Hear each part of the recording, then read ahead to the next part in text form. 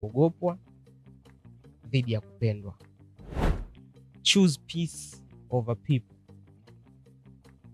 Chagua amani kuliko binadamu.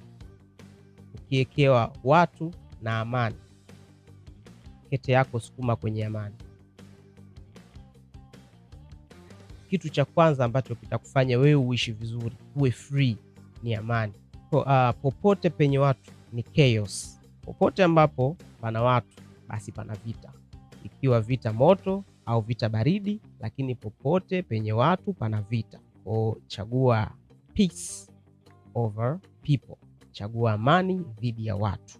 Amani ifuate kwanza, alafu watu waje. Ukiambiwa chagua amani dhidi ya watu, haimaanishi waache watu, kwa sababu kipimo cha hiyo amani kuwepo ni hao watu.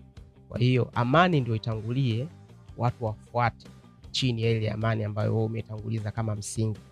Choose peace over people. Na amani inayozungumziwa hapa ni ile amani ambayo inakusababishia wewe mwenyewe utulivu ndani ya nafsi yako. Ile ndo amani ambayo inazungumziwa hapa. Kwa hiyo hizo ni